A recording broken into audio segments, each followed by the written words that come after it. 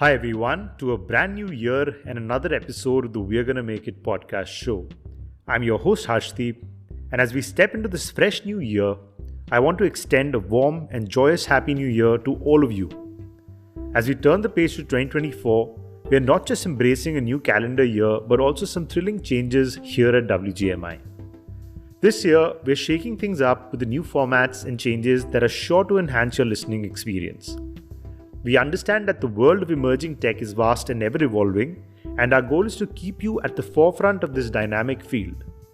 To that end, we're introducing longer, more detailed episodes that dive deep into the heart of cutting-edge technologies, giving you a comprehensive understanding of the latest trends, innovations, and discussions in the tech world. In today's episode, we're delving into the intricate roadmap of Ethereum for 2024. It's a deep dive into what the future holds for one of the most prominent players in the blockchain space. So whether you're a blockchain enthusiast, a tech professional, or just curious about the future of decentralized technologies, this episode is for you. Without further ado, let's begin. Let's start with a bit of history here. The internet as we know it has gone through several phases. The early web, or the Web 1.0, was mainly a read-only affair where companies provided content and interaction was minimal. Fast forward to Web 2.0, which began from 2004 with the rise of social media. This era transformed the web into a read-write platform where users could not only consume content but also create it. However, this also led to a handful of companies gaining significant control of the entire web as we know it today. Enters Web 3.0, a term coined by Ethereum co-founder Gavin Wood. Web3 represents a shift from centralized web to a decentralized one where users don't just interact with the web, they actually own parts of it. This new web uses technologies like blockchain, cryptocurrencies, and NFTs to empower users with ownership and control. So, what sets Web3 apart? Well, firstly, it's decentralized. This means that no single entity owns or controls a large part of the internet. Secondly, it's permissionless. Anyone can participate without needing approval from a central authority. Thirdly, Web3 incorporates native payments using cryptocurrencies, bypassing traditional financial infrastructures. And lastly, it operates on trustless principles, relying on economic mechanisms instead of third-party trusts. One of the critical aspects of Web3 is the ownership bit. In Web2, if you contribute to a platform like a social media site, you don't own your contributions. Web3 changes this. For instance, through NFTs, you can have true ownership of digital assets. If you buy an in-game item, it's yours and you can even sell or trade it. Web3 also addresses censorship resistance. Unlike Web2 platforms where you could be deplatformed, Web3 ensures that your data and your reputation are yours to keep, even if you move to a different interface altogether. It's also about having control over your digital footprint wherever you go. Then there are also some things called DAOs, or decentralized autonomous organizations. These entities allow users to collectively own and govern platforms, making decisions via tokens that act like shares in a company. Identity is another area where Web3 innovates. Instead of having separate accounts for different platforms, Web3 uses blockchain-based identities, allowing a single, secure, and anonymous login across various services. Despite of its potential, Web3 has its challenges. Issues like accessibility, user experience, and reliance on centralized infrastructure, yes, you heard that right, need to be addressed. But the progress is undeniable. From layer 2 scaling solutions to educational initiatives, the Web3 community is actively working to overcome these hurdles. So, summarizing Web3, it represents a significant shift in how we interact with the digital world. It's about taking back control and ownership from centralized entities and democratizing the internet. It's a young and evolving ecosystem, but the promise it holds is immense. Alright, moving on to the fundamental technology that makes Web3 possible. I'm talking about blockchain. So what is exactly blockchain? Picture a digital ledger, but unlike your traditional ledger, this one is distributed across a vast network of computers. Each block in this chain contains a number of transactions, And once a block is added to the chain, it's permanently there, making it highly secure and resistant to fraud. Think of it as a record-keeping system that's not just robust, but incredibly transparent. Now, Ethereum takes this concept to a whole new level. It's not just a digital ledger, it's a whole ecosystem where developers can build applications on top of. What sets Ethereum apart is its use of smart contracts, which are self-executing contracts where terms are directly written into the code itself.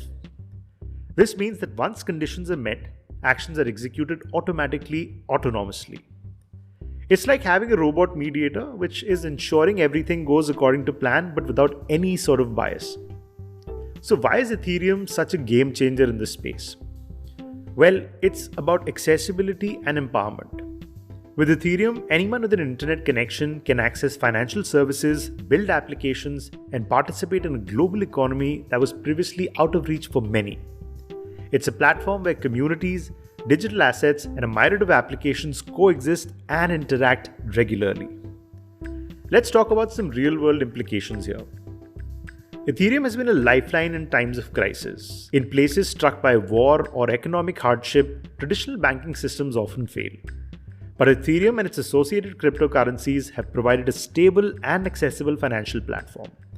It's a story of empowerment and resilience where technology becomes a tool for survival and progress simultaneously. And looking at the whole picture, it's not just about crisis management. Ethereum is also revolutionizing the creative world today. In 2021, creators like artists, musicians, writers earned a staggering $3.5 billion through Ethereum. I feel it's a testament to how technology is reshaping the landscape of creative expression and financial independence. And if you're a gamer, listen up. Ethereum is also transforming the gaming industry with its play-to-earn model. Unlike traditional games where in-game assets are confined to the game itself, Ethereum's blockchain technology allows players to own and trade these assets, turning game into not just a hobby, but a potentially big source of income. And all of this is made possible by something called Ether or ETH. So, what is Ether? Well, in simple terms, ETH is the currency of Ethereum applications. It's digital and global and operates beyond the constraints of traditional banking. A currency that's completely borderless as the internet itself. ETH stands apart in the crypto space not just as a currency but as a critical component of the Ethereum ecosystem. It's like the fuel for Ethereum's engine, powering everything from simple transactions to complex smart contracts. Every action on the Ethereum network, be it sending Ether or interacting with a decentralized application, requires a fee to be paid in ETH itself. And this isn't just transactional cost, it's also a way to keep the network healthy and secure. Well, we all know there are a lot of cryptocurrencies out there, and we'd want to understand what makes ETH genuinely unique. Well, it's the sheer range of its applications, to be honest. Initially, ETH's primary role was a means of exchange within the Ethereum network. If you fast forward to today, its uses have expanded exponentially across the entire internet. From being collateral for crypto loans to paying real-time services, ETH's versatility is unmatched across the cryptoverse. Now, the next question that comes to mind is, why would ETH have value in the first place? Well, for starters, it's how you pay for the transactions on Ethereum, which we've already understood. But there's more to it. ETH is also seen as a digital store of value, much like gold in the physical world. Its creation slows down over time, making it a scarce resource.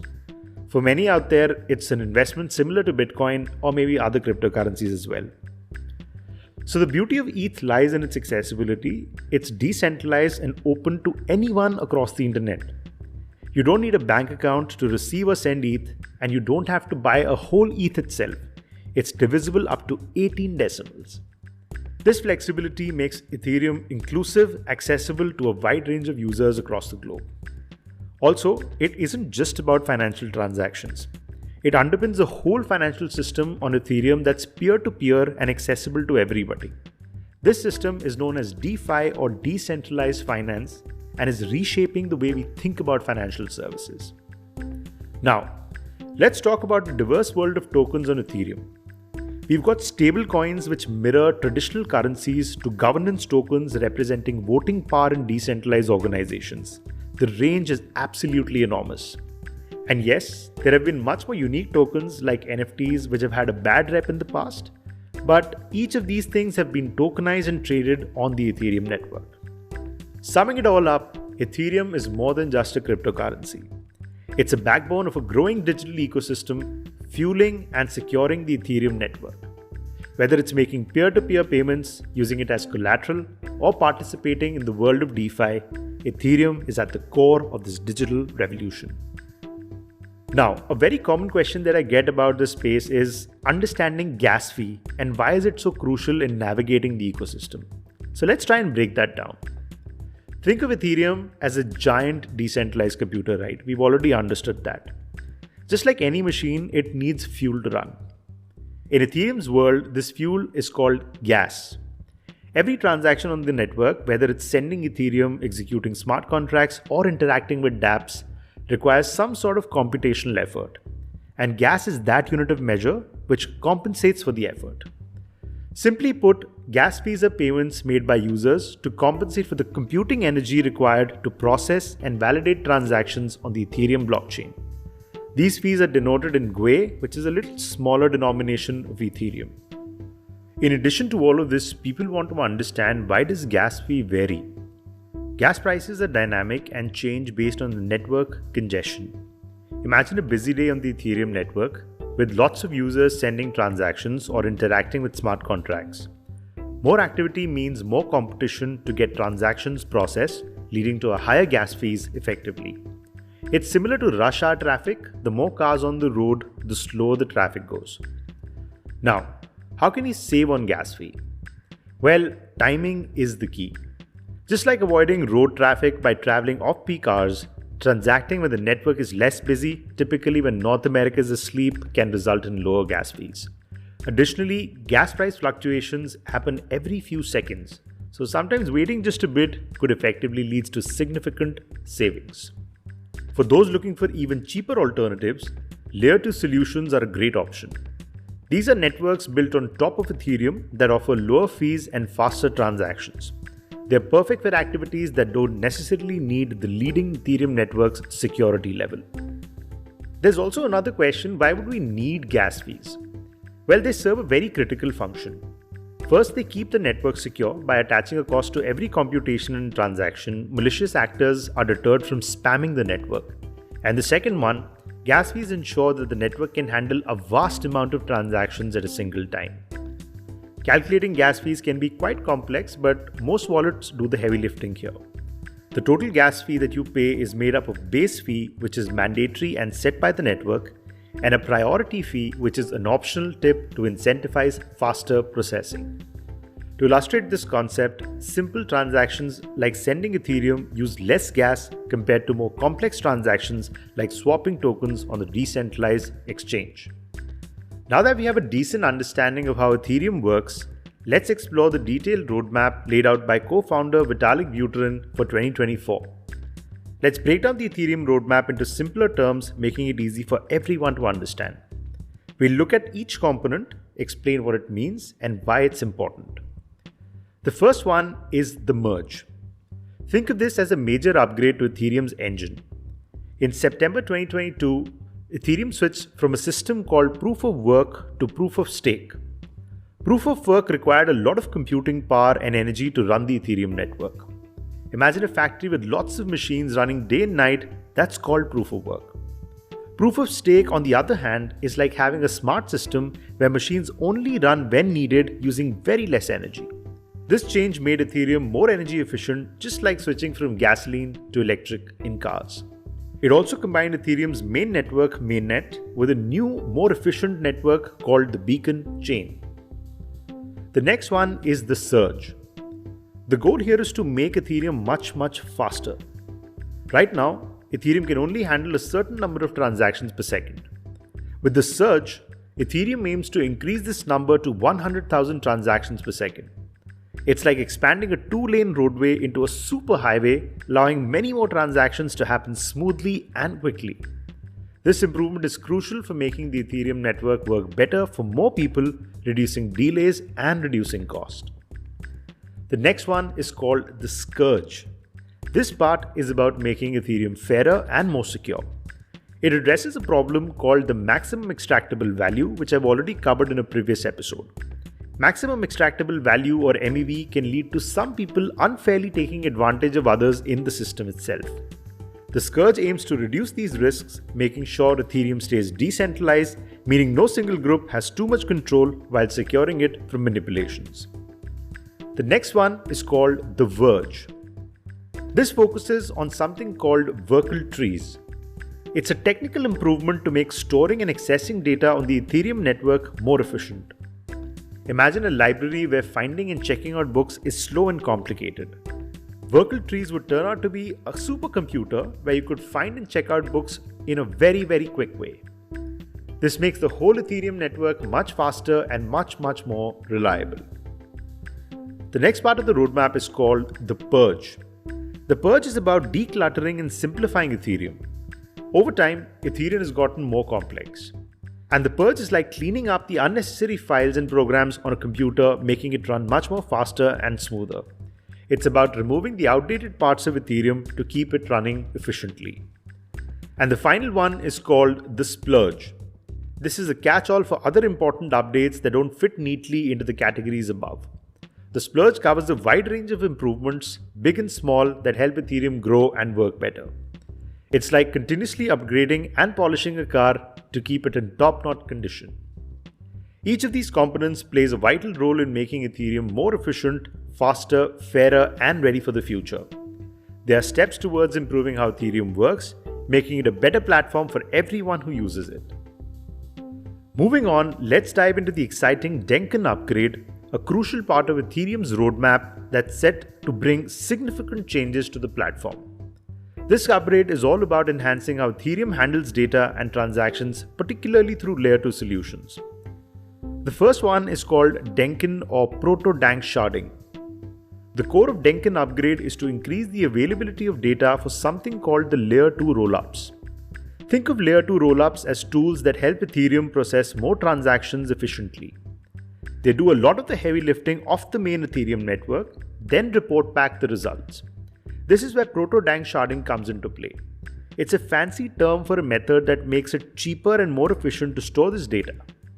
In simpler terms, proto-dank sharding is upgrading the storage system of Ethereum so it can handle more information at lower cost. This improvement will make transactions on these rollups cheaper, which is great news for everyday users of Ethereum.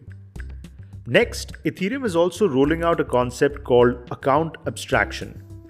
This might sound complex, but it's actually about making Ethereum easier and more secure for everyone. Today, using Ethereum requires dealing with some technical stuff like wallet addresses, private keys, and all of that. Account abstraction aims to streamline this process. You can think of it upgrading from a regular lock-in key for your online wallet to a high-tech security system with advanced features. It could lead to lower transaction costs and even allow for more secure ways to log into the Ethereum-based applications, similar to how you might log into maybe Google or Facebook accounts. There are a couple of other Ethereum improvement proposals which are worth mentioning. The EIP 1153 introduces something called transient storage opcodes.